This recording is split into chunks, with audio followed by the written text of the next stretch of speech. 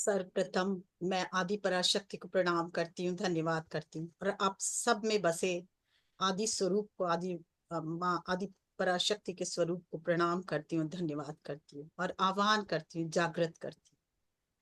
नवरात्र चल रहे हैं, इसलिए देवी का दिन है और हम सब माँ ललिता के बच्चे उनको अपने अंदर इन्वोक करने के लिए चेष्टारत है कि हमारा जो फेमिनिन और मस्कुलिन एनर्जी है वो बैलेंस हो, जिससे हम इस जीवन में हर खुशी को प्राप्त करते हुए अपने साधना की गहराई तक पहुंच सके।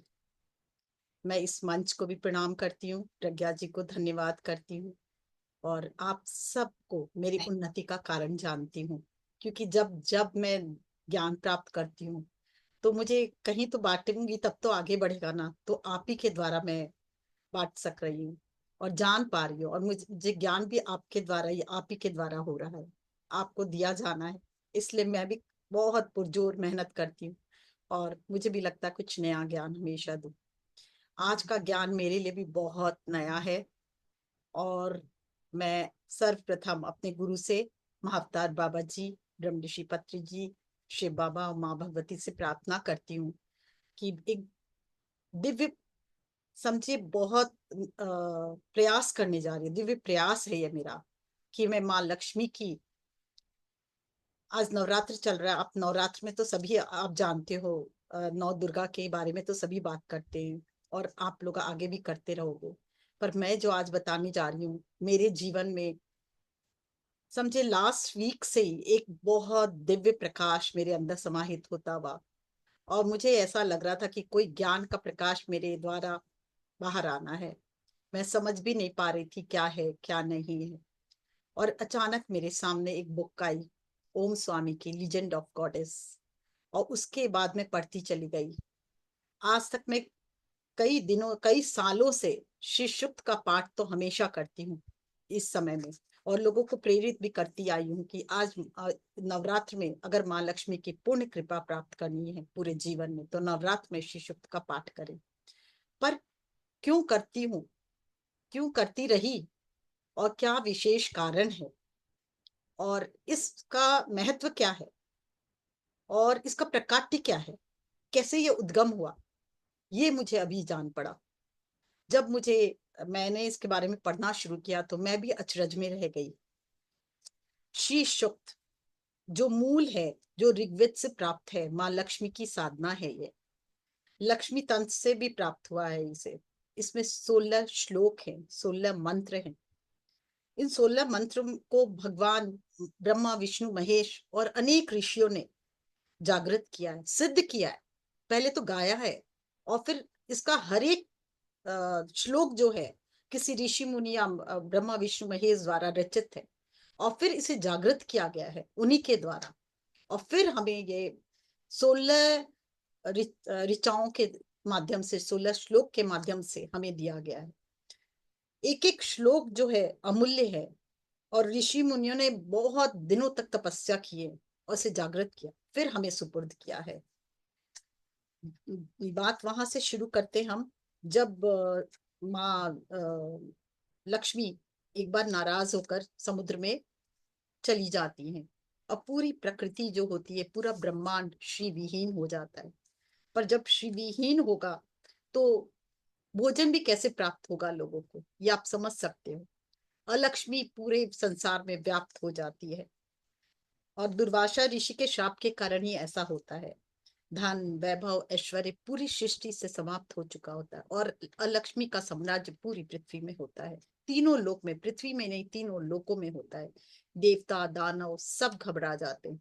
उस समय विष्णु जी समुद्र मंथन का के लिए कहते हैं और फिर देवताओं दानवों में आप जानते ही हो समुद्र मंथन होता है, वासुकी नाग को बनाया जाता है। बहुत डिटेल्स में नहीं जाएंगे, नहीं तो आज पूरा नहीं कर पाएंगे।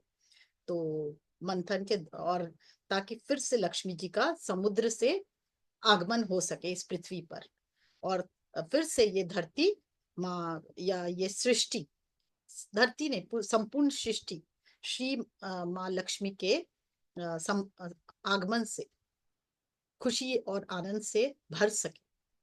पूरा संसार फिर से सुखी, समृद्ध, संपन्नता, सफलता, खुशी, आनंद से भर सके। पर आप सभी जानते हैं मंथन के दौरान 14 चीजें बाहर आती है। उसके लिए अगर मैं आप जानते हो कि नहीं, फिर भी मैं एक बार बताना चाहूंगी। कालकूट या हलाहल विष सबसे पहले निकलता है, जो भगवान शिव ने धारण किया। ऐरावत हाथी, कामधेनु गाय, उच्चे श्रवा घोड़ा, कौस्तुभ मणि, पद्मराग मणि, कल्प वृक्ष, रंभा नामक अप्सरा, महालक्ष्मी, और फिर वारुणी, मदिरा, चंद्रमा, शा, शारंग धनुष और पांचान्य संग, साथ में अमृत और धन्वंतरी। ये 14 चीज समुद्र मंथन से प्रकट होती है। सब एक एक करके जैसे जैसे आते हैं, सब कोई ऋषि को सुपुर्द किया जाता है, या ब्रह्मा जी के पुत्र को को समर्पण किया जाता, को दिया जाता है।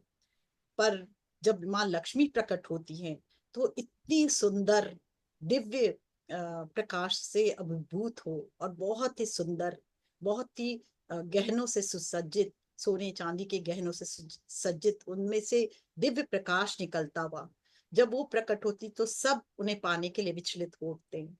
पर वो किसी की तरफ भी नजर नहीं दौड़ाती, और वो निकल कर जैसे जैसे आगे बढ़ती जाती हैं, सबको पार करते हुए जब विष्णु जी के सामने आती हैं, तो वो उनके गले में अ, उनका उनका जो है नेत्र विष्णु जी से मिलता है, और उनको वो अपने पति के रूप में स्वीकार करती हैं। जब लक्ष्मी जी अ, विष्णु भगवान के सामने जाकर उन्हें चुनती हैं, तब विष्णु भगवान भी माँ लक्ष्मी जी के नैन मिलते हैं, उन दोनों के नैन मिलते हैं, और वहां से मानस पुत्र, दो मानस पुत्र का जन्म जन्म होता है, चिकलित और कदम। यहीं से 16 मंत्र जो श्री शुक्त में मिला है, उसका प्रादुर्भाव आरंभ होता है। मैं माँ लक्ष्मी से प्रार्थना करती हूँ, जाने अनजाने मुझसे कुछ भी भूल हो जाए बोलने में या उच्चारण में, तो मुझे क्षमा करें। और हम सब पर, जितने भी जन आज ध्यान कर रहे हैं, उन सब पर आपकी कृपा हो, आपकी शक्ति, आपकी ज्योति से हम सब एक हो, और हमारे साथ हमारा परिवार पूरी तरह से प्योरीफाई होकर आपके दिव्य प्रकाश से उज्ज्वलित हो। यही हमारी कामना और इच्छा है। पूर्ण ये ज्ञान जो है, मैं आपके चरणों में समर्पित करती हूँ माँ भगवती।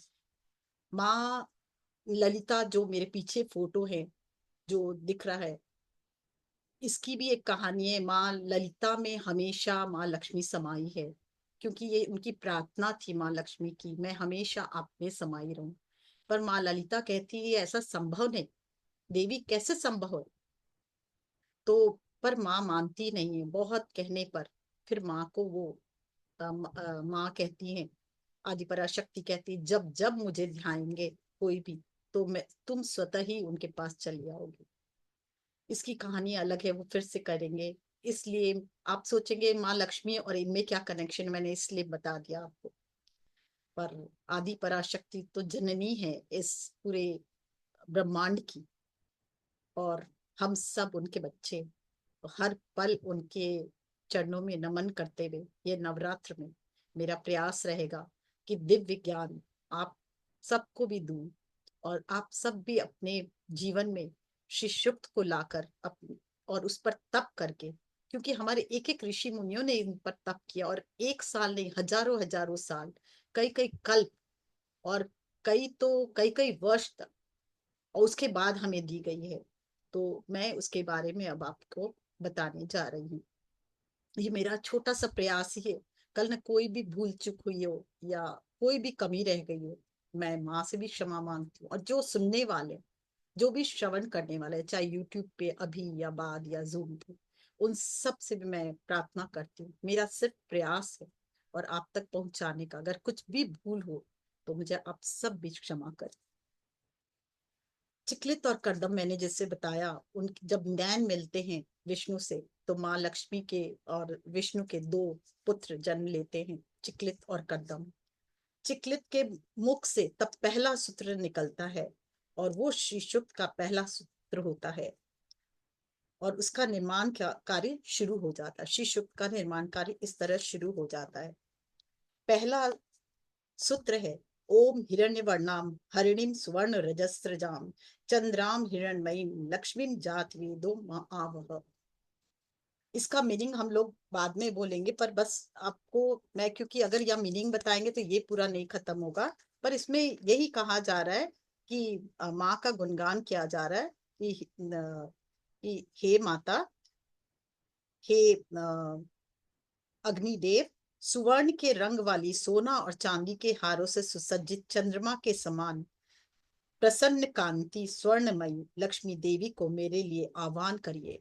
मतलब जो भी हम पढ़ेंगे उस उसके लिए कहा जा रहा है कि हम लोग सब अपने लिए आह्वान कर रहे हैं, यही कहा जा रहा है। भगवान विष्णु, माँ लक्ष्मी और चिकलित और कदम फैमिली डिस्कशन कर रहे थे इसके बाद। और उसके बाद दूसरा श्लोक का प्रतिभाव कैसे हुआ। अच्छा, इसको फिर उन्होंने क्या किया, चिकलित और कदम ने इसको जागृत किया, बहुत दिन तो तक साधना की, सिद्धि प्राप्त की और इसको आगे बढ़ाया। भगवान विष्णु, माँ लक्ष्मी और चिकलित और कदम फैमिली डिस्कशन कर रहे होते हैं। और उस समय मंत्रमय स्वरूप, सोनिक स्वरूप का इस सृष्टि, क्योंकि माँ फिर से कहीं गायब नहीं हो जाए या कहीं चली ना जाए। अगर जब भी माँ श्री विहीन ये तीनों लोक हो जाएंगे तो माँ लक्ष्मी का वास हो जाएगा। इसलिए आगे कभी ऐसा ना हो, उन्होंने एक सोनिक स्वरूप का ये लोग डिस्कशन करते फैमिली की, ऐसा रूप माँ का, माँ लक्ष्मी का किया जाए जो सोनिक स्वरूप हो, मतलब मंत्रमय हो, मंत्र से माँ के वो स्वरूप दिया जाए जो हमेशा स्थायी रूप से इस तीनों लोक में व्याप्त हो। तो वो कैसे होगा, वही उसी का प्रयास कर रहे हैं, वही है श्री सूक्त कि माँ का वो फॉर्म जब हम ध्यान करते या जब हम इसका उच्चारण करते या अपने जीवन में इसको लाते हैं और लाते हैं तो वो माँ का वो मंत्र रूप जागृत हो जाता है और वो सोनिक स्वरूप जागृत हो जाता है और हमेशा इस सृष्टि पर इनका ये प्रादुर्भाव बना रहे। अब ये, इसका मतलब क्या हुआ, अब ये मंथन बाहर नहीं है, अब दोबारा बार कभी भी मंथन बाहर नहीं करना पड़े, ये हम मनुष्य के अंदर मंथन हो, जब भी मंथन हो मनुष्य के अंदर हो, अंदर से मंथन करके एक ऐसे मंत्र के स्वरूप में, सोनिक साउंड के स्वरूप में माँ का फॉर्म जागृत किया जाए जो हमेशा इस पृथ्वी पर और इस यूनिवर्स पे स्थायी रूप से रहे, ताकि हमेशा माँ लक्ष्मी की कृपा इस तीनों लोक में बनी रहे, तो ये संसार अच्छे से चलता रहे। तो अ,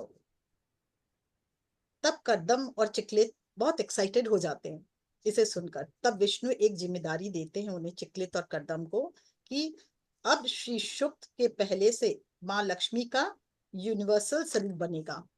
और वो यूनिवर्सल स्वरूप जो है, तब सेकेंड स्ट्रोक जो बोलते हैं वो चिकलित और करदम उस पर सिद्धि करते हैं, भगवान खुद मतलब विष्णु तब उन्हें अगला स्रोत बोलते हैं और उस पर ये चिकलित और करदम को कहते हैं कि इस पर आप सिद्धि प्राप्त करो और इसको साधो, इसको अपने जीवन में लाओ और इस पर साधना करो, और इसको जब सिद्ध हो जाए तब तुम मेरे पास आना।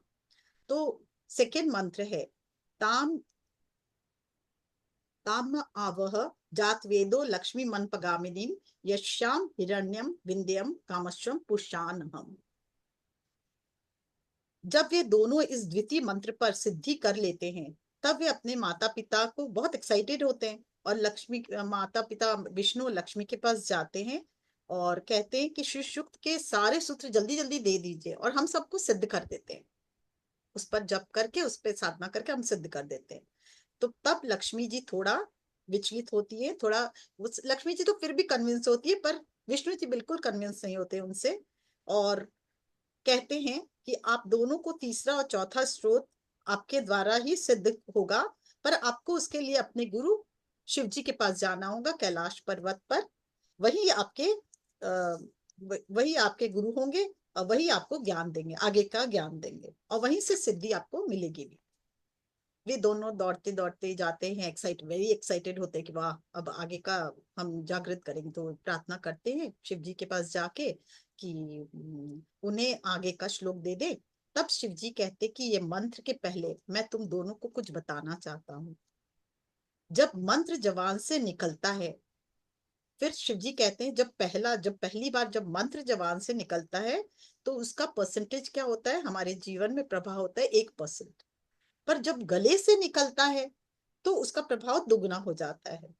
पर जब मन से निकलता है तो उसका प्रभाव तिगुना हो जाता है। पर जब बुद्धि से निकलता है तो उसका प्रभाव चौगुना हो जाता है। पर जब बार बार उसे दोहराया जाता है और सबकॉन्शियस माइंड में उतार दिया जाता है, मतलब अपने अंदर जागृत कर दिया जाता है उस मंत्र को, अपने अंदर सबकॉन्शियस माइंड को में वो भर जाता है, तब वो 5 गुना हो जाता है। तो उसका प्रभाव आंतरिक और बाह्य सब रूप से आपको देखने को मिलेगा। तब बोलते हैं, तब वो तीसरा श्लोक उनके शिव जी के मुंह से निकलता है। अस पूर्वाम रथ मध्याम हस्तिनाथ प्रबोधिनीम श्रियम देवी मुक्पय शीर माँ देवी जूस्ताम। शिव जी के मुख से ये मंत्र निकलता है और चिकलित और करदम उसको जागृत करने में लग जाते हैं, सिद्ध करते हैं। ये तीसरा मंत्र अपने आप में इतना जागृत है कि कहा जाता है कि ये एक मंत्र ही आपकी कुंडलिनी शक्ति को पूरी तरह से जागृत करने में सक्षम है।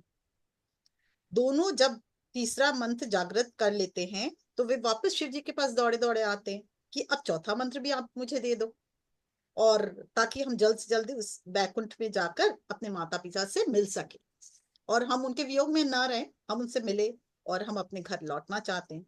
तब शिव जी कहते हैं अब मुझे गुरु दक्षिणा चाहिए। अब मैं बिना दक्षिणा के तो कुछ नहीं होता है। उनसे पहले कहते हैं तो वो लोग बोलते भी ये चिकलित और करदम कि आपको क्या दक्षिणा चाहिए बताइए। बोले वो समय आने पर बताऊंगा। तो अब शिव जी बोलते हैं मुझे अब आपसे दक्षिणा चाहिए। तो गुरु दक्षिणा के स्वरूप में चिकलित और करदम से कहते हैं कि उन्हें अपने माता पिता के फिजिकल अटैचमेंट्स को छोड़ना ही होगा, तभी ये सोनिक स्वरूप है वो उन्हें प्राप्त होगा और उस सोनिक स्वरूप को एक्सेप्ट करना होगा, तभी वो इस मंत्र को दे सकेंगे और जागृत कर सके। क्योंकि अगर अटैचमेंट आपके फिजिकल फॉर्म में माता पिता से रहा तो आप कैसे जागृत करोगे, सोनिक स्वरूप को जागृत ही नहीं कर सकते, तो हमेशा है फिर। तो तब शिव जी द्वारा उनको चौथा मंत्र मिलता है और वो कहते हैं कि अब इस मंत्र को दोनों जन जागृत करो, पर अटैचमेंट छोड़कर डिटैच होकर जागृत करना होगा, नहीं तो ये जागृत नहीं होगा। तो वो चौथा मंत्र है आपका काम शोष्मिताम हिरण्य प्रकारामाद्राम ज्वलंतिम तृप्ताम तर्पयंतिम पद्मे स्थिताम पद्मवर्णाम तामि वये श्रियम। तो चिकलित जो होता है वो दोनों जन ही उसको जागृत करने में लग जाते हैं। यहाँ पर उन्हें कुछ नियम बताए जाते हैं कि उन्हें कमल फूलों के साथ गुफा में बैठना होगा और गुफा में बैठकर उन्हें ध्यान करना होगा और तप करना होगा, घनघोर तप करना होगा। चिकलित और तो बहुत विचलित हो जाता है। वो बार बार माँ लक्ष्मी से प्रार्थना करता है कि माँ मैं तुमसे अटैच्ड हूँ, तुम फिजिकल फॉर्म में ही मुझे मिल जाओ, मुझे ये सब नहीं चाहिए, मुझे आपका ये सोनिक वोनिक स्वरूप नहीं चाहिए, मैं आपसे बहुत जुड़ चुका हूँ और मैं आपके फिजिकल फॉर्म में ही मैं आपको माँ के रूप में स्वीकार पुकारता हूँ और मुझे सोनिक वोनिक से वंचित करो। पर करदम जो होता है बहुत शांतिपूर्ण ढंग से गुफा में बैठता है और गहरी साधना में उतरता है और कमल के फूलों के द्वारा जो दिया गया होता है, जिस तरह से नियम कानून होते हैं उसके साथ वो साधना करने में रत हो जाता है और उसका मन भी उसके अंदर लग जाता है और वो फौनिक रूप को जागृत करने लगता है और जागृत कर भी लेता है। अब चिकलित इस बात से बहुत परेशान होता है कि उसका भाई कितने आराम से ये जागृत कर पा रहा है और उसे कोई भी मतलब फिजिकल फॉर्म से अटैचमेंट भी नहीं है। तो वो देखता है और इधर करदम क्या होता है, उसको महसूस होता है जैसे जैसे साधना में जाता है उसे महसूस होता है उसके अंदर और बाहर माँ लक्ष्मी स्वयं है, आप उसके अंदर भी है और बाहर भी है। तब वो परेशान होकर चिकलित शिव जी के पास आता है और कहता है कि मुझे जल्दी से बैकुंठ भेज दीजिए, मैं उनके अपने फिजिकल फॉर्म में ही अपनी माँ से मिलना चाहता हूँ, अब मैं नहीं रह सकता माँ के बिना। माता के फौनिक स्वरूप को जागृत करना मेरे लिए संभव नहीं हो रहा है। यहीं से दोनों का रास्ता अलग हो जाता है। यहीं से दोनों का रास्ता बिल्कुल अलग हो जाता है। शिव जी चिकलित को 12 साल की घनघोर तपस्या करने को कहते हैं कि अभी तुम्हें तपस्या करनी होगी ताकि तुम फिर इस मंत्र को जागृत कर सको, तभी तुम आगे रियलाइज कर पाओगे, डिटैचमेंट को तुम्हारा भाव आएगा, तभी इस सोनिक स्वरूप को ताकत मिलेगा और इस स्वरूप को जागृत कर पाओगे। और करदम क्या होता है, उसको जागृत कर चुका होता है। करदम संतुष्ट भी होता है और अपनी आ, माँ के स्वरूप को अपने अंदर बाहर चारों तरफ हमेशा फील करता है और फील करता है कि वो उनके साथ ही है। दूस तब करदम को जब ये प्राप्त हो जाता है तो वो तो 12 वर्ष की तपस्या में चला जाता है चिकलित, और करदम जो है दूसरी सिद्धियों को प्राप्त करने के लिए निकल जाता है। अब दोनों की दिशा अलग अलग हो गई। यहीं से अब कुछ अलग शिष्युक्त की कहानी शुरू होती है। ऋषि कश्यप, उनके पुत्र असिता मुनि और उनके पुत्र देवला मुनि। कश्यप के पुत्र असिता मुनि और उनके पुत्र देवला मुनि। देवला मुनि एक तट पर क्या होता है बैठकर साधना कर रहे होते हैं। और पहले के जमाने में, मतलब उस समय में गंधर्व जो थे वो कौन होते थे, गायक, आप सब जानते हैं। गंधर्व राग राग हमेशा गायक होते थे, डांसर होते थे और म्यूजिशियंस होते थे, फिर एंटरटेनर्स होते थे। तो वो मस्ती में अपने दोस्त सब मिलकर मस्ती कर रहे होते हैं। और वो क्या करते हैं, उनके दिमाग में खुराफात आता है कि क्यों ना हम, ये जो मुनि जो साधना कर रहे हैं देवला मुनि, मगरमच्छ बन जाते हैं और उनका पाँव देवला मुनि का को सताने के लिए वो क्या करते हैं, परेशान कर लेके पाँव उनका पानी में टांगते हैं। पर देवला मुनि को चूंकि साधना में रहते हैं, उनको बहुत गुस्सा आता है और वे उनसे कहते हैं अब तुम हमेशा मगरमच्छ ही बने रहो। जब ये सुनते तो गंधर्व लोग घबरा जाते हैं और फिर बहुत माफी मांगते हैं देवला मुनि से। तब देवला मुनि उन्हें कहते हैं कि तुम्हें इस रूप से विष्णु ही मुक्त करा सकते हैं, अब और कोई नहीं बचा सकता। देवला मुनि जाकर असिता मुनि को बताते हैं। तब असिता मुनि बहुत नाराज हो जाते हैं कि तुम मुझे मगरमच्छी बना रहने देते, पर ये मुक्ति वाली बात तुमने क्यों कही। उन्हें समझ नहीं आता कि उनकी कहाँ गलती हुई देवला मुनि। तब असिता मुनि कहते हैं तुमको हमारी पूरी पीढ़ियों को खराब करने का कोई अधिकार नहीं था। तो वो बोले ये कैसे हो सकता है कि मैंने एक श्राप दिया उसके पूरी पीढ़ी खराब हो जाएगी। तब वो बोलते हैं, देवला मुनि पूछते हैं कि ऐसे कैसे हो सकता है। तब असिता मुनि बताते हैं कि ऋषि मुनि को मगरमच्छ हमेशा परेशान करेगा, जब जब तप करेंगे तब तक, और जब जब वो परेशान करेगा ऋषि मुनि विष्णु भगवान को आह्वान करेंगे, और जब जब ऋषि मुनि विष्णु भगवान का आह्वान करेंगे वो वहां पहुंचेंगे और सुदर्शन चक्र से मगरमच्छ को मार देंगे। और जब सुदर्शन चक्र वो चलाते तो उनके अंगुली में क्या होता है, एक कट जाता। जब जब सुदर्शन चक्र विष्णु भगवान ने चलाया उनका अंगुली कटता है और तब माँ लक्ष्मी को बहुत तकलीफ होती है और जिसके कारण से वो नाराज हो सकती है और उनका जो अभिशाप है हम लोग के पूरे परिवार को कर्स मिल सकता है। और ऐसा ही हुआ, समय के बाद ऐसा ही कुछ समय बाद हाथी पानी पीने आया और मगरमच्छ ने उसने पकड़ लिया। और जैसे ही पकड़ा, हाथी जो है विष्णु भगवान को पुकारने लगा। और जैसे ही भगवान को पुकारने लगा विष्णु भगवान आए और उन्होंने चक्र से वो मगरमच्छ को का गर्दन काट दिया। तो उसी समय में माँ माँ जो है बहुत नाराज हुई क्योंकि उनके अंगुली से खून बह रहा था विष्णु भगवान की अंगुली से, और ये देख के बहुत नाराज हुई। और जिस कारण से भी ये सुदर्शन चक्र चला विष्णु के द्वारा, विष्णु जी के द्वारा, उसको उन्होंने उस पूरे परिवार को ही उन्होंने नाराजगी जाहिर की और कहा कि सब, मतलब उनको कर्स किया। यही ये इस तरह से पूरे लिनेज पे ये देखिए नाराजगी आ गई है। इधर एक और कहानी साथ साथ चल रही है कि असिता मुनि की पत्नी जो थी एक पत्ते पर पांव रखकर शिव जी की साधना की थी, इसलिए उन्हें एक पढ़ना कहते थे। एक पढ़ना मतलब एक पत्ते पर पांव रखकर बहुत दिनों तक साधना की थी। तो शिव जी बहुत प्रसन्न हुए थे उनसे और उन्होंने आशीर्वाद दिया था और साथ ही कहा था कि जब जब तुम देवी माँ की भी पूजा करोगी तो और साधना करोगी तब उस तप का भी फल तुम्हें प्राप्त होगा। तो एक पढ़ना की इस बात को असिता मुनि जानते थे अपने वाइफ की इस बात को, इसलिए वे शिव जी के पास जाते हैं और शिव जी उन्हें विष्णु भगवान के पास भेजते हैं कि भाई कि मेरी सहायता कीजिए और मुझे इस शाप से मुक्ति दीजिए। पर शिव जी क्या कहते हैं कि तुम विष्णु भगवान के पास जाओ, ये आने वाली पीढ़ियों की बात हो रही है, ये शाप से मुक्त करने की बात हो रही है। और वे कहते हैं, विष्णु उनसे कहते हैं, तब विष्णु भगवान के द्वारा चौथा श्लोक दिया जाता है, नहीं पांचवा श्लोक हो गया, पांचवा श्लोक दिया जाता है। चंद्राम प्रभाषाम यशसा ज्वलंतिम श्रियम लोके देव जुष्टामुदाराम ताम पद्मेमिम शरण प्रपद्ये अलक्ष्मीमेम नश्चिताम त्वाम ऋणोमि।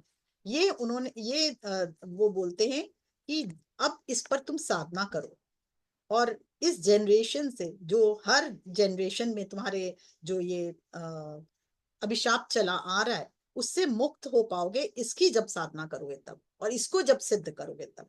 तो इसका मतलब है तब माँ लक्ष्मी प्रसन्न होंगी, प्रसन्न होकर तुम्हारी जो भी नाराजगी है दूर होगी। तो सीता मुनि इस पांचवें श्लोक के ऊपर बहुत ध्यान करते हैं, तप करते हैं, इसको सिद्ध करते हैं। तो देखा आपने, पांचों श्लोक अभी तक कितने दैविक है, वर्षों वर्षों की तपस्या से सिद्ध किया जा रहा है, और फिर माँ लक्ष्मी को खुश किया जा रहा है। अच्छा, अब आया छठा श्लोक के बारे में बात करते हैं। विष्णु और लक्ष्मी एक सुंदर से बाग में टहल रहे होते हैं, और बैठ टहलते हुए वो बातें भी कर रहे होते हैं। वहां से इंद्र अपने घोड़े के ऊपर बैठकर जा रहा होता है।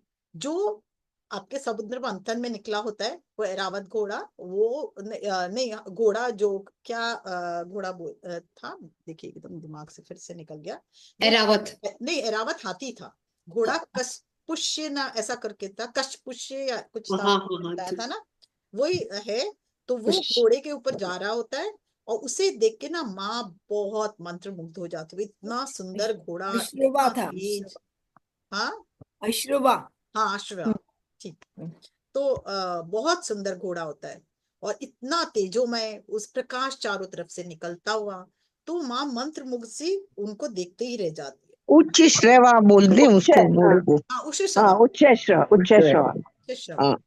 हम्म। विष्णु जी माँ लक्ष्मी को आवाज लगाते हैं कि लक्ष्मी, तो वो सुनती नहीं है, वो उन इतना उसके मंत्र मुग्ध होके खो जाती है कि वो उनको समझ ही नहीं आता ये क्या हो रहा है। फिर विष्णु जी उन्हें दोबारा आवाज लगाते हैं, तभी भी वो उसके इतनी मंत्र मुग्ध होती है कि एकदम उनको समझ ही नहीं आता, उनको सुनाई ही नहीं देता है। तब विष्णु जी नाराज हो जाते हैं और बोलते, जाओ, मैं मुझसे तुम दूर हो जाओ।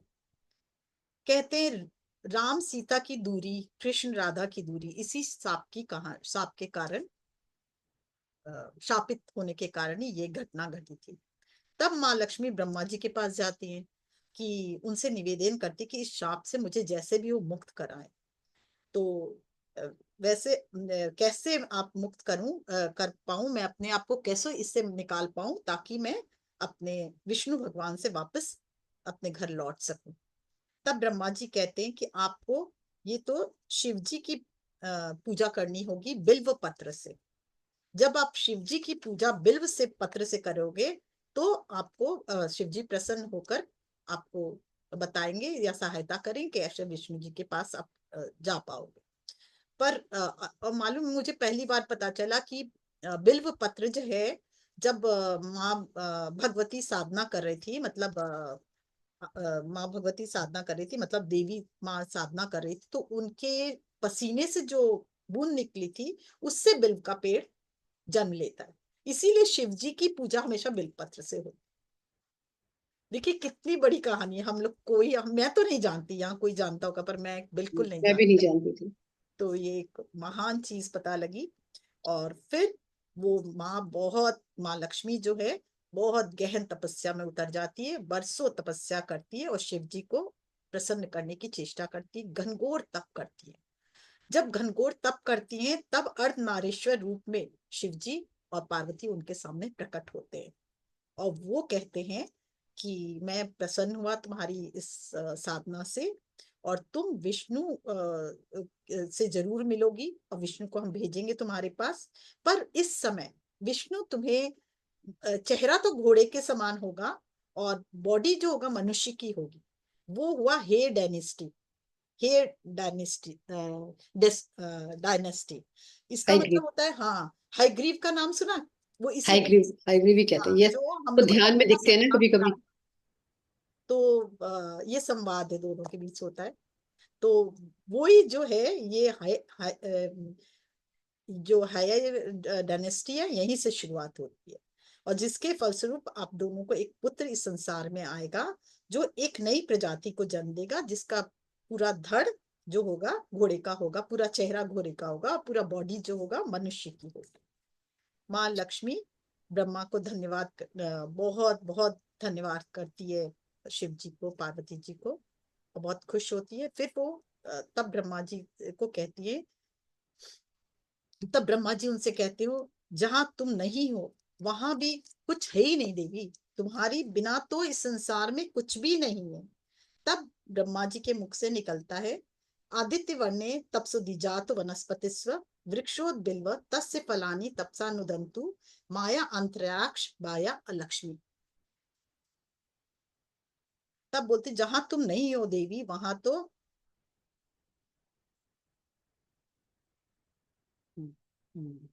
वहां तो कुछ है ही नहीं, संसार श्री विहीन मतलब अलक्ष्मी से युक्त हो जाता है।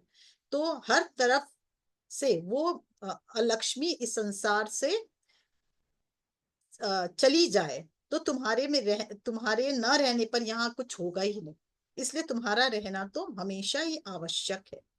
तो ये फिर ये जो है, ब्रह्मा जी साधना करते हैं, उसको जागृत करते हैं, और फिर ये आता है।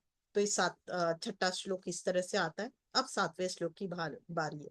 भृगु के पुत्र है मुकंद, और उनके पुत्र है मार्केंडे। अपने जानते, नाम सुनिए भृगु ऋषि का।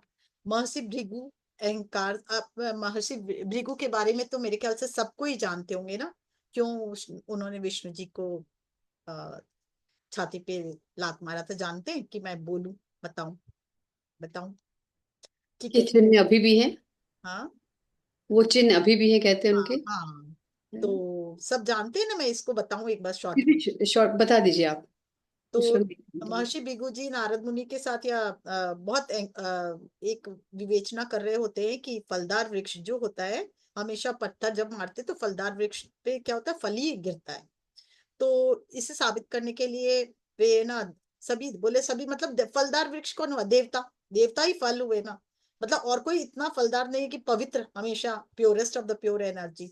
तो वो बोलते हैं कि तो अपने उसको सिद्ध करने के लिए वो देवताओं की परीक्षा लेने के लिए जाते हैं। तो सबसे पहले वो जाते ब्रह्मा जी के पास, वो तपस्या में लीन होते हैं, तो वे उन्हें डिस्टर्ब नहीं करते। फिर वो जाते शिव जी के पास, वो भी अपनी तपस्या में, गहरी तपस्या में लीन होते, तो उन्हें भी वो डिस्टर्ब नहीं करते, वहां से निकल जाते। फिर वो जाते विष्णु भगवान के पास, पर वो जैसे ही जाते, वहां लक्ष्मी जी उनका पाँव उनको गेट पर ही मिल जाती है, उनके गेट पर ही, और बोलती है कि भाई अब विष्णु भगवान आराम कर रहे हैं, आप उन्हें डिस्टर्ब ना करें। तब उन्हें बहुत गुस्सा आता है, भृगु मुनि को, बहुत अहंकारी होते हैं वो, उन्हें अनसुना करके अंदर चले जाते हैं और विष्णु भगवान को आवाज देते हैं, पर वो गहरी निद्रा में सो रहे होते हैं। तो बस उनको बहुत गुस्सा आ जाता है कि मेरा इतना बड़ा अपमान, तो वो क्या करते हैं, अपने पांव से उनके छाती पर लात मारते हैं। तो उससे क्या होता है, वो तुरंत जग जाते हैं और उठ के एक क्षण में खड़े हो जाते हैं। और भृगु मुनि उनका पैर पकड़, भृगु मुनि का पैर पकड़ लेते हैं विष्णु भगवान, और पूछते हैं, कहीं आपको चोट तो नहीं लगी? तो उनकी सरलता देख के एकदम भृगु मुनि पानी पानी हो जाते हैं, और उनके मुंह से निकलता है, तुम ही सर्वोत्तम हो देव, तुम सर्वोत्तम हो। पर माँ लक्ष्मी भृगु मुनि से बहुत रुष्ट हो जाती है, क्योंकि जहां पर उनका पांव लगा था, वो माँ लक्ष्मी का स्थान था। हृदय क्या होता है? पति का हृदय तो पत्नी का स्थान होता है, तो उनके हृदय में चोट लगी थी। तो माँ लक्ष्मी बहुत नाराज हो जाती है और शाप देती है कि मैं आज से कभी भी ब्राह्मणों के पास नहीं रहूंगी। पर यही से ब्राह्मण को ये शाप मिला था कि आपके पास कभी भी धन टिकेगा नहीं, रहेगा नहीं। भृगुमुनि पर घबराते नहीं है, वो बहुत अहंकार भी होते हैं और बहुत वो भी होते हैं इस हिसाब से, बल्कि माँ लक्ष्मी को चैलेंज भी करते हैं और कहते हैं कि तुम ही वहां जाओगी, तुम वहीं जाओगी जहां हम तुम्हें तुम्हारा जाना तय करेंगे, वो हम ही तय करेंगे और वहीं तुम जाओ। तो इसके बाद क्या हुआ, भृगु मुनि ने अपना एस्ट्रोलॉजी का निर्माण किया। आप सब जानते हैं भृगु संहिता, है ना। तो एस्ट्रोलॉजी का निर्माण यहीं से हुआ। अब आते हैं मुकुंदा ऋषि, तब करते हैं, तब तब तब वो 7वां श्लोक जो है इस मंत्र को सिद्ध करते हैं। मुकुंदा ऋषि सिद्ध करते हैं। ये भृगु ऋषि ने दिया है मुकुंदा ऋषि को, और तब मुकुंदा ऋषि तप करके 7वें मंत्र को जागृत करते हैं। 7वां मंत्र है, उपेतु मादेव सखा कीर्तिश्च मणिना स प्रदुर्भूतो राष्ट्रेस्मिन् कीर्ति वृद्धिं ददातु मे। माँ लक्ष्मी की साधना इस मंत्र के द्वारा कर प्रार्थना करते हैं कि आप मेरे और मेरे कुल की आपकी कृपा से हमेशा भरे दे, ताकि हमारा वंश हमेशा फिर से आ, हमारे को धन संपन्नता सब मिले। नहीं तो श्री विहीन होके तो हम जिएंगे कैसे, जी तो सकते ही नहीं है। तो जब मृकंदा ऋषि उस पे तप करते हैं, ये दिया होता है भृगु ऋषि ने, पर मृकंदा ने उनको तप करके उसको जागृत किया। और तभी से ये दान दक्षिणा हम लोग जो ब्राह्मण को दे रहे हैं देना शुरू करते हैं, जिसके द्वारा उनका भरण पोषण होता है। तो वो कारण है, उनके भरण पोषण का उपाय कैसे हो। तो अब हम दान और दक्षिणा जो भी देते हैं, अब और दान दक्षिणा के द्वारा उनका भरण पोषण होता है। यही ब्राह्मण की कहानी है। अच्छा, लक्ष्मी अब 8वें मंत्र पे आते हैं। ये उत्थान हुआ, 7वां मंत्र को तो अमृकंदा ऋषि ने जागृत किया, और अब 8वां मंत्र देखिए, एक एक मंत्र कैसे जागृत, सालों सालों तपस्या करके जागृत हुए। ये निकंदा बोला या मुकंदा बोला आपने? कंदा, मृकंदा, मृकंदा। मृकंदा। हाँ, मृकंदा, ओके। लक्ष्मी अब आता है 8वां मंत्र। लक्ष्मी और शनि दोनों नारद मुनि के पास जाकर जाते हैं। एक बार ऐसी बहस चिढ़ जाती, लक्ष्मी जी बोलती है मैं सुंदर लगती हूँ, और शनि महाराज कहते हैं मैं सुंदर लगता हूँ। तो दोनों जाते हैं नारद मुनि के पास कि बताओ भाई, हम दोनों में श्रेष्ठ कौन, कौन श्रेष्ठ है बताओ। तो शनि महाराज बोलते हैं, अब वो क्या बोले, तो नारद मुनि जानते हैं जिसको भी बोलूंगा नाराज हो जाएंगे। शनि भी क्या है, राजयोग जब बनाता है तो बहुत धन संपन्नता देता है, पर माँ लक्ष्मी तो माँ लक्ष्मी है भाई। तो दोनों को ही नाराज नहीं करना चाहते हैं, तो वो बोलते हैं मुझे आप मेरी तरफ आकर दिखाइए। तो दोनों उनके तरफ आते हैं, फिर बोलते हैं अब वापस जाके दिखाइए। तो वो दोनों वापस जाते हैं। तो बोलते हैं माँ लक्ष्मी तो आती भी अच्छी लगती है, और शनि महाराज जाते हुए अच्छे लगते हैं। तो दोनों समझ जाते हैं कि बहुत ही ये, एक्चुअली हाँ अट्रैक्टिवली डील। तो खुश कर दो। तब माँ लक्ष्मी प्रार्थना करती है कि आप मेरे लिए अब 8वां श्लोक का निर्माण कीजिए, मेरे सौनिक स्वरूप को जागृत करने के लिए आप ही 8वें स्वरूप का 8वें श्लोक का नारद जी से कहती है आप प्रादुर्भाव करें। तब 8वां श्लोक जो है नारद जी के मुख से निकलता है, जो जागृत किया भी जाता है, सिद्ध भी उन्हीं से किया जाता है।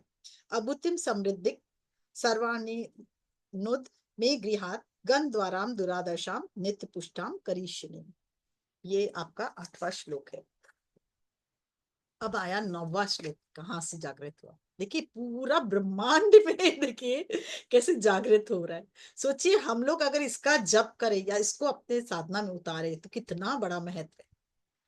तो मेधा मुनि, अब आता है 9वां श्लोक। 9वां श्लोक है, मेधा मुनि एक राजा थे, सभी जानते हैं। हम लोग है ना, जब ये पढ़ते हैं दुर्गा सप्तशती पढ़ते हाँ, हैं, याद दुर्गा है शक्ति मेधा मुनि स्टार्टिंग यहीं से जाते होती हैं। है। हाँ, हमने मार्कंडेय मुनि ऋषि के आश्रम में, और वहां ध्यान करते हैं उनके सारे मंत्रों के द्वारा, है ना। तो वही मेधा मुनि एक राजा है, और युद्ध में परास्त हो जाते हैं, और जीवन से भी वो बहुत दुखी हो जाते हैं। और उनका जो यश है वो यश उनका समाप्त हो जाता है, और बहुत दुखी, तन मन धन सब से टूट जाते हैं। तब मृकंदा मुनि शिव जी का तप कर उन्हें प्रसन्न कर पुत्र प्राप्ति का वरदान प्राप्त करते हैं। पर शिव जी उनके सामने दो बातें रखते हैं, दो बातें कहते हैं कि ठीक है, तुम एक दूसरी कहानी पैरेलल चल रही है। निकिंदा मुनि शिव जी का तप कर उन्हें प्रसन्न कर पुत्र प्राप्ति का वरदान प्राप्त करते हैं।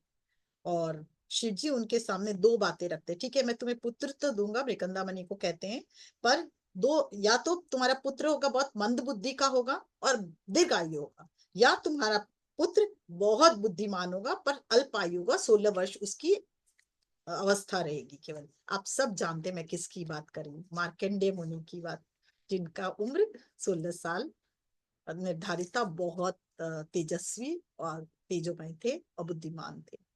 तब निकुंदा मुनि ने अल्पायु वाले को ही चूज किया कि मुझे ठीक है अल्पायु का ही पुत्र दे दे। तब मार्कंडेय ऋषि मृत्युंजय की साधना करते हैं। मार्कंडेय ऋषि को मालूम होता है उनकी आयु 16 साल की है, वो उनके पिता जब बताते हैं तो वो बहुत तपस्या करते हैं, महामृत्युंजय का बहुत साधना, गहराई तक साधना करते हैं और कंटिन्यूस साधना करते हैं। और जब घनघोर तप कर रहे होते हैं उसी समय 16 साल चल रहा होता है और आपका यम आते हैं उन्हें लेने के लिए कि भाई चलो अब तुम्हारा टाइम हो गया भैया, चलो इस संसार से विदा लो। तब वो इतने गहन तपस्या में लीन होते कि उसी समय में वो खुश कर देते हैं शिव जी महामृत्युंजय भगवान, और वो स्वयं प्रकट हो जाते हैं और होकर उन्हें दीर्घायु का वरदान देकर यम को वहां से जाना पड़ता है कि ये यम भी महामृत्युंजय के वश में है। तो इसलिए वो वहां से लौट जाते हैं और फिर उन्हें लंबी आयु मिलती है। तब मेधा मुनि जो होते हैं मार्कंडेय ऋषि के पास पहुंचते हैं, जब एकदम दुखी हो जाते हैं, उनके पास कुछ भी नहीं होता, तो उनके आश्रम में पहुंचते हैं और वहां वो देवी महात्म्य और नरवाण मंत्र, दुर्गा सप्तशती, महामृत्युंजय, फिर देवी शस्त्र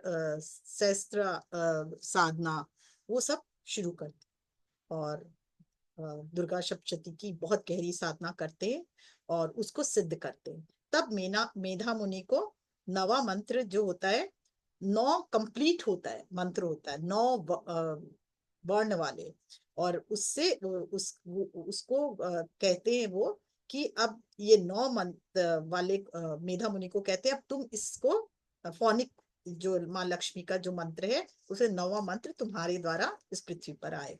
तो 9वां मंत्र होता है, अब वही जागृत भी करते हैं मेधा मुनि इसको, वो है गण द्वाराम दुरादशा नित्य पुष्टाम करीशिनीम ईश्वरीम सर्वभूतानाम तामिप वै श्रियम।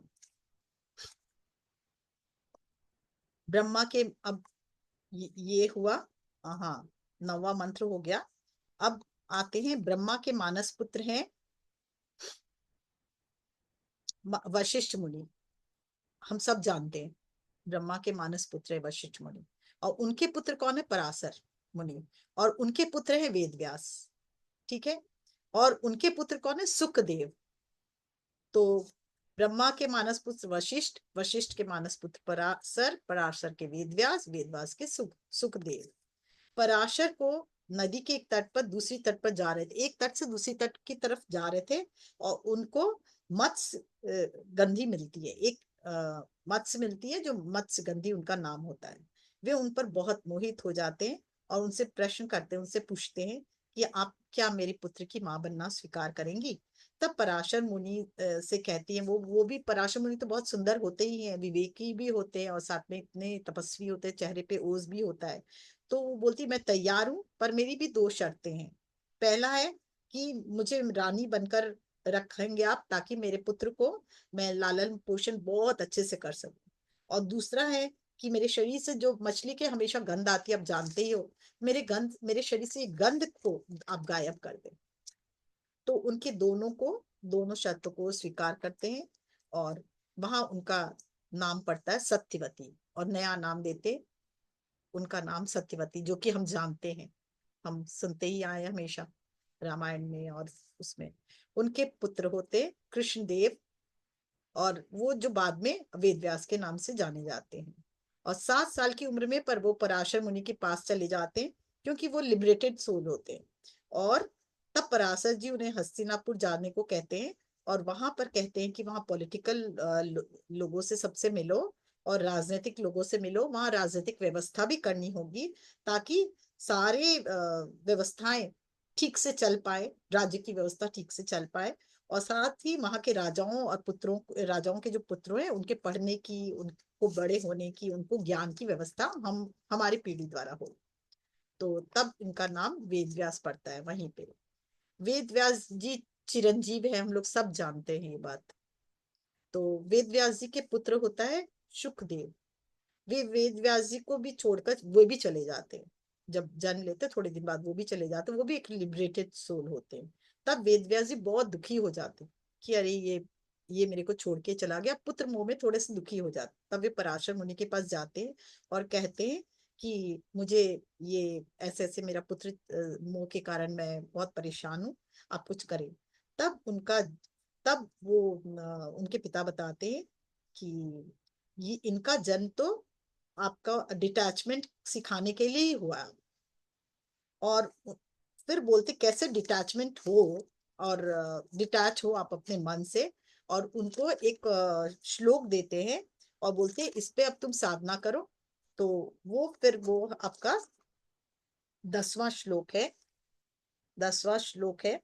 और कहते हैं मन से काम माकुतिम वाचा सतमशीमहि पशु नाम रूप मन से मई शीश शैताम यश। विष्णु जी कहते हैं, नहीं, मन वाणी आदि सभी हम अपनी समृद्धि के लिए उपयोग करते हैं। उसमें बताया जा रहा है कि हमारे जो भी मन है वाणी है, हम अपनी समृद्धि के लिए ही उपयोग करते हैं। तो इसलिए गहरी साधना के द्वारा इस श्लोक को वेद व्यास जी सिद्ध करते हैं। और फिर ये हमारा ये 10वां श्लोक जुड़ता है इसमें। हम उस अब क्या हुआ, अब हम उस मोड़ पे आ गए कि माँ का जो सोनिक स्वरूप है, मंत्र का स्वरूप है, वो अर्ध जागृत हो चुका है। पर माँ इस समय चाहती है कि ये तो मेरा सोनिक स्वरूप है, पर इसमें भी विष्णु जी का साथ हमेशा मुझे मिले। वो प्रार्थना, वो देखती कि मैं विष्णु जी से अलग कैसे रह सकती, मैं हमेशा। पर एक चीज आपने ध्यान दिया, शिव जी ने कितने जन्म तक तपस्या की, उनके अलग अलग रूप में आई माँ, अलग अलग रूप, पर यहाँ लक्ष्मी का हमेशा एक ही स्वरूप रहा। विष्णु जी हर जन्म में एक ही माँ लक्ष्मी को ही के साथ थे, ये आप ध्यान दो, किसी भी रूप में हो। तो माँ इस समय विष्णु जी का साथ चाहती है, बोलती है मुझे आपका साथ चाहिए चाहिए। तो विष्णु जी कहते हैं चलो दिया, गारंटेड। कुछ दिन बाद कर्दम मुनि को विष्णु जी कहते हैं कि तुम्हें कर्दम को, अपने पुत्र कर्दम को कहते हैं कि तुम्हें अब ये अपना घर संसार बसा लेना चाहिए। तब कर्दम जी कहते हैं कि मैं बसा तो लूंगा, पर आपके जैसा पुत्र चाहिए, मेरा जो पुत्र हो वो आप हो। आप तो तब विष्णु जी बोलते चलो ये भी गारंटेड दिया तुमने, ये भी दिया, चलो। कितने दयावान है देखिए। और फिर कदम को 9 पुत्री होती है, उसके बाद उनका एक पुत्र होता है, और उनका नाम कपिला मुनि होता है। वही कपिला मुनि है, विष्णु अवतार है कपिला मुनि। और जो विष्णु स्वरूप है, और वो जो है 11वां मंत्र उनके द्वारा सिद्ध किया जाता है। और कपिल जी के द्वारा। हाँ, ये सिद्ध 11वां मंत्र है, ये उनके द्वारा सिद्ध किया जाता है। शिव वासय में कुले मातरम पद्मालिनीम आपश जंतु स्नाले चिक्लिस बस में गिरे नीच देवी मातरम शियम वासय में कुले। कि जन जन्मांतर तक पूरे परिवार का कल्याण हो। करदम को डेडिकेट करते हैं ये जो मंत्र होता है, कि विष्णु जी की कपिल मुनि के रूप में विष्णु जी डेडिकेट करते हैं कि पूरा परिवार समृद्धशाली हो, खुशहाल हो, और पूरी फैमिली में हमेशा धन ऐश्वर्य अ, खुशी बनी रहे। इसलिए उसको फिर वो जागृत करते हैं। यहाँ से आए हम लोग ना।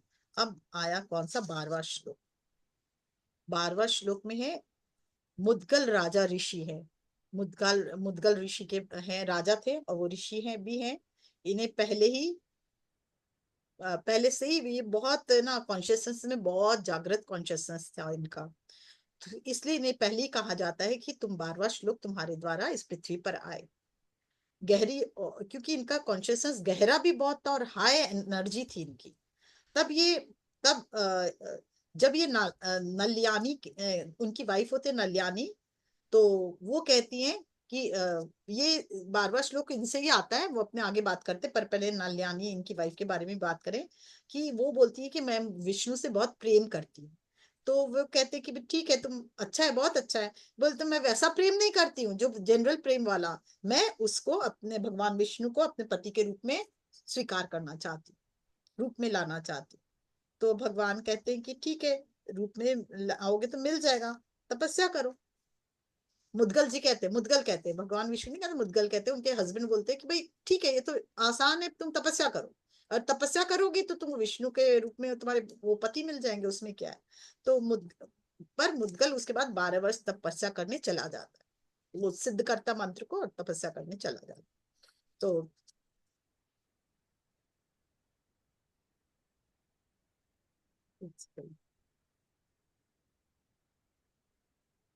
चला जाता है। और जब शिव जी जब नल्यानी जो होती है वो शिव जी को प्रसन्न कर विष्णु को पाने के लिए तप करती, और वो बोलते हैं इसके तप के लिए तुमको विष्णु मतलब शिव जी के पास जाना होगा। तो वो शिव जी को प्रसन्न करती और शिव जी से प्रार्थना करती कि विष्णु हमको प्राप्त हो।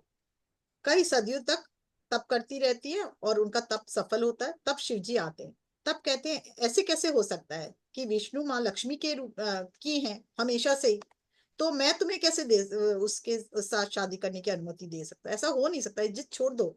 तो वो कहती है नहीं, मुझे करना ही है, मेरे जीवन में ऐसा होना ही चाहिए। तब वो बोलते हैं एक काम हो सकता है, उनके जो गुण है, विष्णु के जो गुण है, तो जितने गुण है वो उतने पति को तुम प्राप्त कर सकते हो, उतने पति तुमको प्राप्त होंगे, और हर पति में एक एक गुण होंगे विष्णु के। तो वो कौन होती है बताइए, आप सब समझ गए होंगे, द्रौपदी। कि मुझे विष्णु ही, तब वो जिद करती तो बोलते ठीक है तुम्हें विष्णु मिलेंगे, और तो फिर वो जिद करती वो गुण नहीं, मुझे विष्णु भी चाहिए साथ साथ। बोलते विष्णु मिलेंगे तुम्हें, पर अलग रूप में तुम्हारे साथ रहेंगे, पर तुम्हें 5 पति मिलेंगे जो पांचों के गुण विष्णु स्वरूपा गुण उनके अंदर होंगे। तो वो द्रौपदी को नल्यानी है, और 5 पांडव विष्णु के गुण के 5 स्वरूप हैं, और कृष्ण उनके साथ सखा भाव में हमेशा रहते हैं। ऐसे द्रौपदी के साथ यही ये कहानी है। अब आई अहिल्या की कहानी। अहिल्या कौन है, आप सब जानते हैं, गौतम ऋषि की पत्नी। हाँ, ये तो इंदु जी ने बहुत बार सुनाया है, मैंने भी सुना है। तो पत्नी है, तो बहुत तपस्वी, तेजस्वी, मोहित। ये थोड़ा सा इंदु जी आप सुनाइए तो अच्छा लगेगा, छोटी सी छोटा नहीं, करके। आप ही सुनाइए, बहुत अच्छा लग रहा है। मैंने तो पहले वाले उसके लिए हार्ट दिया था कि जो मुझे आपने मैं स्टोरी सुनाती सुनाई हूँ, आप पूरी। सुनाते हाँ हो। जी। नहीं नहीं, आप सुनाइए। मैं आज सुनने के उसमें बहुत अच्छा लग रहा है, सुन के आपसे, आपके मुंह से बहुत अच्छा लगता है। सुनाइए सुनाइए। तो तेजस्वी थी और बहुत मतलब इतनी तेज उनके उनके उससे टपक रहा था। पर इंद्र उन पे मोहित हो जाते हैं, और इंद्र गौतम ऋषि का वेश भरकर उनका शील भंग करने आते हैं। पर गौतम ऋषि नहाने गए हुए होते, पर जब वो लौटते हैं तो उन्हें पता चलता है ये बात। तो वो अहिल्या को श्राप दे देते हैं और उन्हें पत्थर बना देते हैं। पर कई जगह है कि वो पत्थर बना दे, कई जगह है कि पत्थर बना के वो गायब भी कर देते, दिखे नहीं, ऐसा भी करते हैं, अदृश्य हो जाए। तब वे वहां बहुत रोती हैं अहिल्या जी, और बहुत माफी मांगती हैं। तो वो कहते हैं कि रामायण युग में जब राम आएंगे, विष्णु भगवान ही के द्वारा ही तुम मुक्ति पाओगे। तब रामायण में दिखाते हैं ना, राम आते हैं, अहिल्या के पर पांव रखते हैं उस पत्थर पर, तो माँ अहिल्या वापस जीवित हो जाती है। ये कहानी है। रामायण के समय में राम जी आकर शाप मुक्त करते हैं उन्हें, और 12वां मंत्र खुद विष्णु राजा मुद्गल को देते हैं। यहीं पे मुद्गल को खुद भगवान विष्णु देते हैं, और कहते हैं आप 100% लक्ष्मी को बुलाकर जागृत करें। और चिकलित के रिस्पेक्ट में ये मंत्र को वो जागृत करते हैं कि हमारे परिवार में भी चिकलित के उसको ध्यान में रख के इस मंत्र का को जागृत करते हैं। ये 12वां मंत्र है आपका। आप सृजन्तु सिग्नाले चिकलित बस में गिरे, नीच देवी मातरम शेवासे में कुले। अब ये अब आया, ये भी बहुत अच्छी कहानी है बहुत। अब 13वां श्लोक कैसे आया, कैसे प्रादुर्भाव हुआ 13वां श्लोक का। जो रावण की लंका पहले कुबेर की होती है, जो रावण की लंका होती है, बोलते पहले कुबेर की लंका थी, और वो छल कपट करके उनसे हथिया लेते हैं और वापस नहीं देते हैं। तब रावण सबकी तप रावण को कौन जीत सकता था? सबका तप किए हुए, ब्रह्मा जी को ये खुश कर रखे थे, विष्णु जी का ये खुश कर शिव जी रखे के थे, लिए। और महादेव को तो ये खुश कर ही रखे थे। तो कोई भी कौन जाएगा उसके पास, क्योंकि सबके सुनेगा ही नहीं, वो इतना बलशाली था। तो सब वापस लौट जाते हैं। तब शिव जी उनको एक उपाय बताते हैं कि एक उपाय है सर, तो आप निकंदा मुनि के पास जाएं और वही उनका कोई उपाय करेंगे। तो वो निकंदा मुनि के पास जाते हैं, पर निकंदा मुनि ने उनको मेधा मुनि के पास भेज देते कि तुम मेधा मुनि के पास चले जाओ। तब मेधा मुनि 13वां मंत्र देते हैं और उसे कहते हैं इसको तुम जागृत करो, और जब तुम इसको जागृत कर लोगे तो तुम्हें वो प्राप्त हो। तो 13वां मंत्र है, बहुत ही अच्छा मंत्र है 13वां। आद्राम पुष्करणीम पुष्टिम पिंगलाम पद्मालिनीम चंद्राम हिरण्मयीम लक्ष्मीम जात वेदो म आवह। जब आपको कुबेर का तब जब भी आपको कुबेर का धन चाहिए ना, तो आप इस केवल इस मंत्र को जप लेंगे ना, तभी कुबेर का सारा समृद्धि आपके पास आ जाएगा। कहते हैं माँ जो है, लक्ष्मी माँ जो है, उनको ट्रेजरर बना रखी है, और 1% टैक्स के रूप में हमेशा कुबेर को देती है। तो इस पूरे ब्रह्मांड में जितना धन है उसका 1% भाग कुबेर का है। तो इसीलिए हम, वो चूंकि राजा नहीं, वो क्योंकि देव नहीं, वो दानव के उससे है, तो इसलिए यक्ष या कुछ ऐसे से हैं, तो इसलिए उनको पूजा नहीं जाता है। हम लोग कभी उनको पूछते नहीं, केवल दिवाली वाले दिन एक एक दिन के लिए प्रार्थना की जाती है, बाकी उनकी फोटो लगाते पर पूछता कोई नहीं है। और 1% टैक्स उनको मिलता है। तो आप अगर कुबेर को खुश करना चाहते हो, ये मंत्र बहुत जप लीजिए, माँ लक्ष्मी और कुबेर दोनों ही प्रसन्न, और आपके यहाँ चांदी ही चांदी। ये 13वां श्लोक हुआ। तो सोचिए एक एक कैसे कुबेर ने खुद मतलब इसको जागृत किया। आप सोच के देखो अब क्या मंत्र की मतलब एनर्जी है। तभी मैं इनको कल ही बता रही थी प्रज्ञा जी को कि आप सुनोगे ना, मैं तो हर पल हैरान हूँ। इतनी बड़ी हमारा हमारा जो साहित्य, हमारा जो पुराना सनातन धर्म है, पुराण वगैरह, पुराण, बिल्कुल पुराण। बहुत ही बलवान है। अब आए चौथा मंत्र पे। सत्यवती वेद व्यास की माँ है, अपने जानते हैं, है ना। तो उनकी शादी शांतनु से होती है, और शांतनु के 2 पुत्र होते हैं। एक पुत्र युद्ध में मारा जाता है, और एक पुत्र की शादी अंबा और अंबालिका से होती है, अपने सब जानते हैं ये। पर उनकी भी मृत्यु हो जाती है बीमारी के कारण। तब बच्चे तो उनके होते ही नहीं, कोई वंशज होते ही नहीं है। तब सत्यवती ने वेदव्यास को बुलाती है।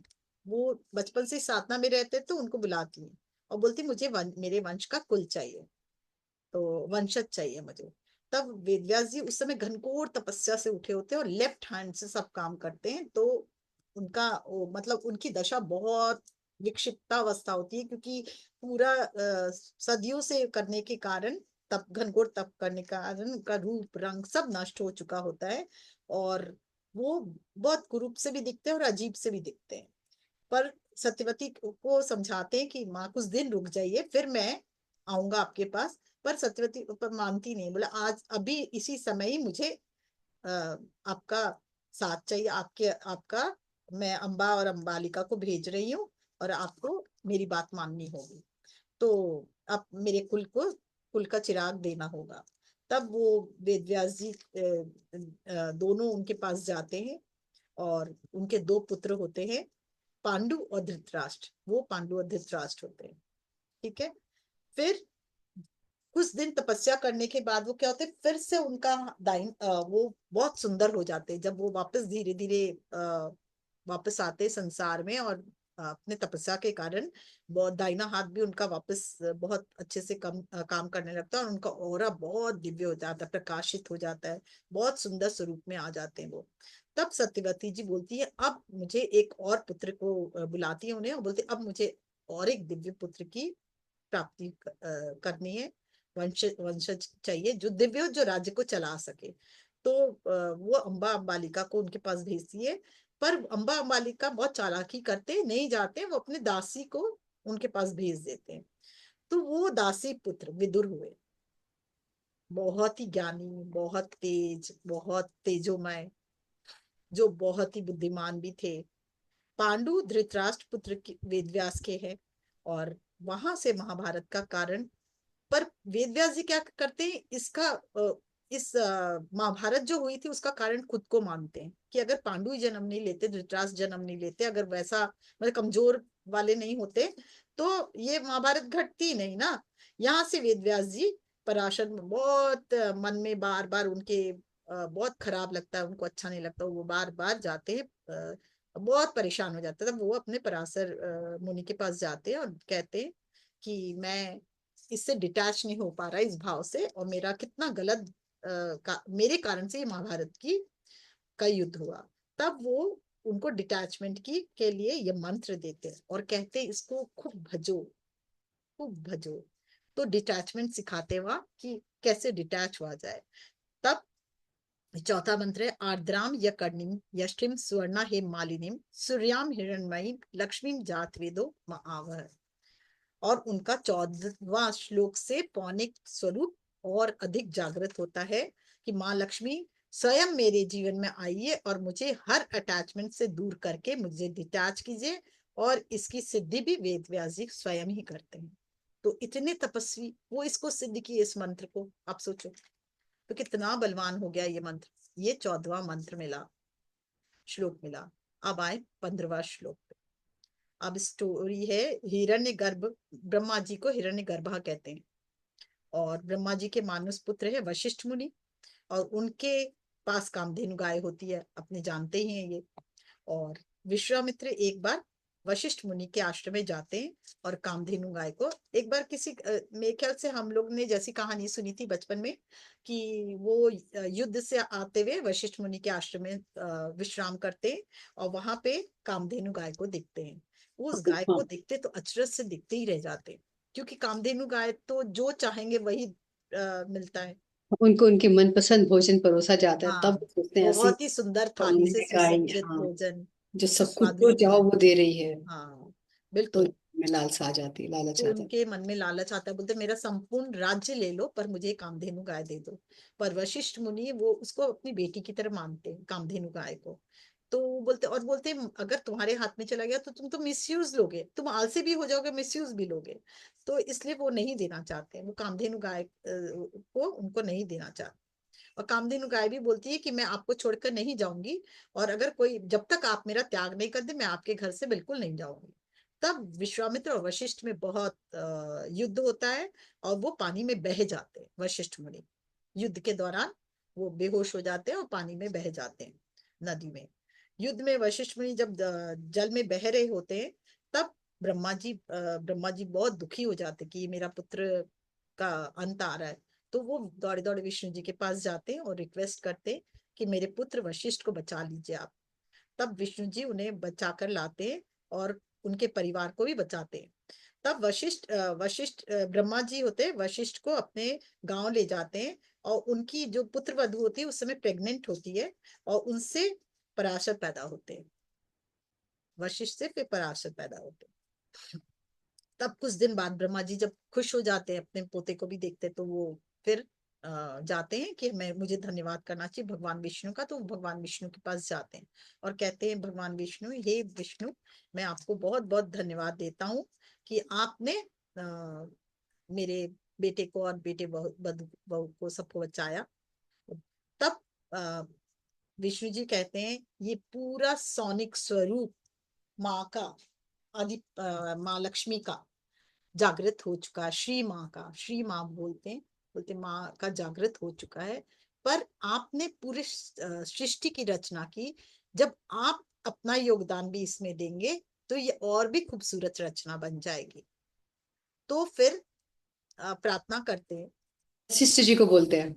नहीं, ब्रह्मा जी को बोलते हैं। ब्रह्मा जी रचयिता ना पूरे ब्रह्मांड का। यस, मुझे तो ब्रह्मा जी को बोलते हैं कि आपने पूरे सृष्टि की रचना की है, पर ये श्री माँ की रचना में, ये शिशुक्त की फौनिक रूप की रचना करने में आपका अभी तक योगदान नहीं है।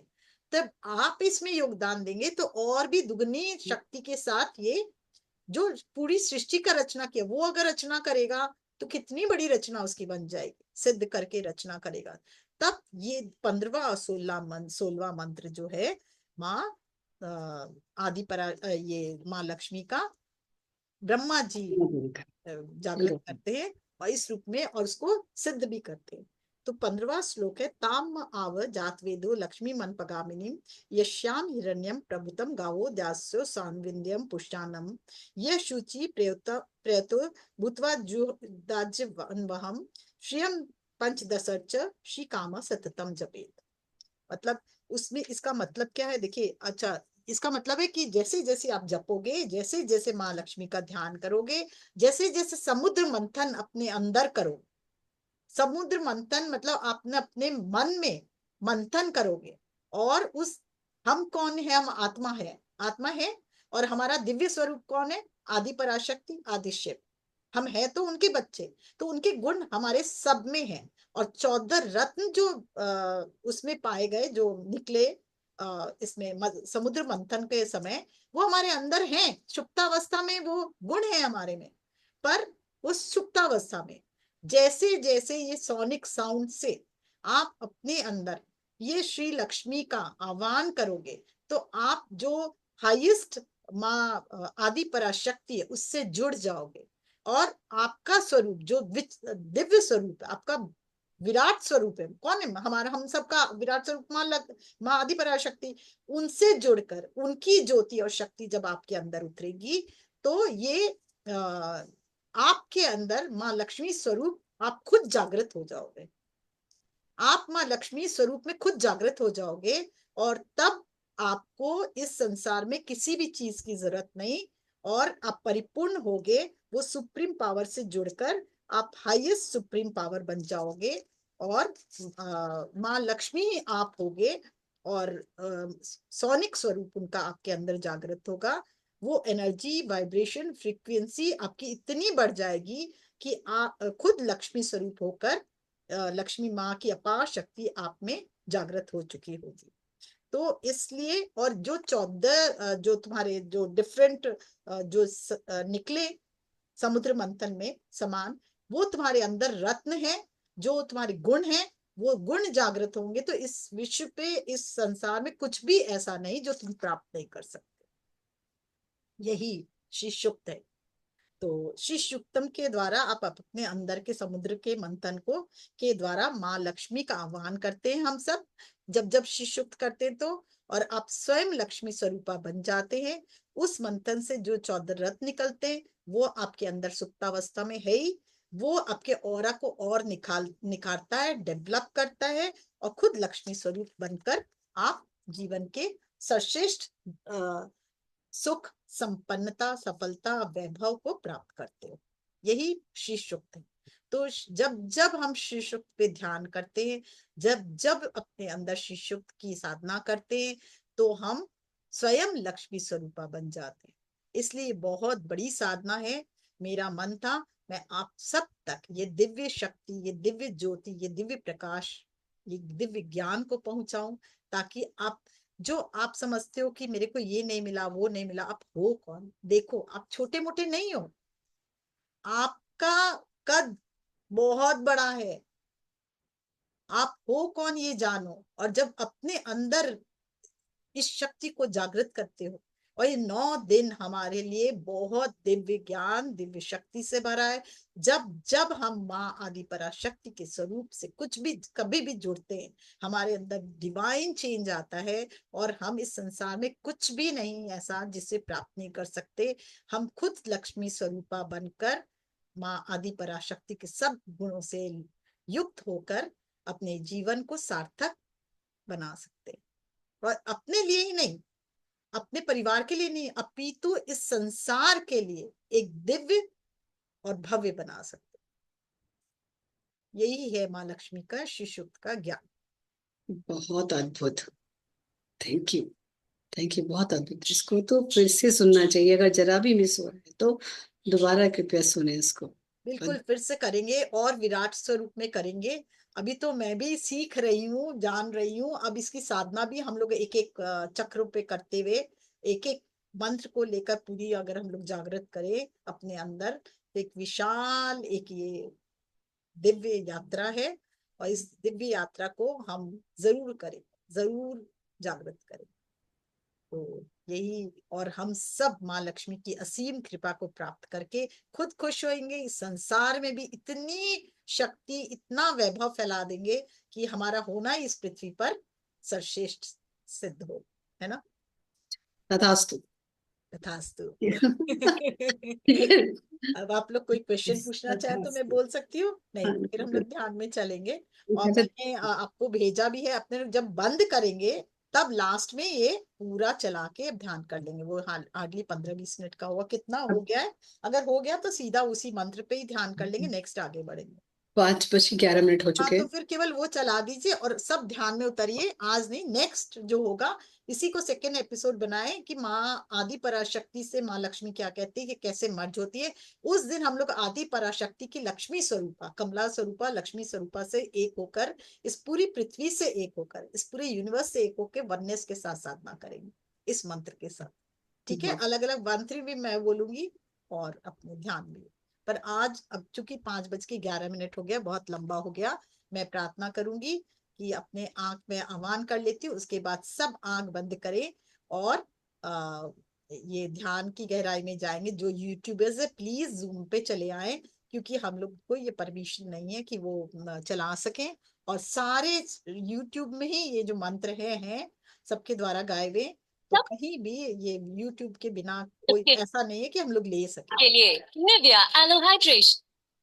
यस, ये वाला श्री सूक्तम लगाना हाँ, है। तो पहले आह्वान कर लेते हैं। पहले मैं स्टॉप कर देती हूँ, प्लीज जो लोग यूट्यूब पर बैठे हैं वो जूम ज्वाइन कर लीजिए।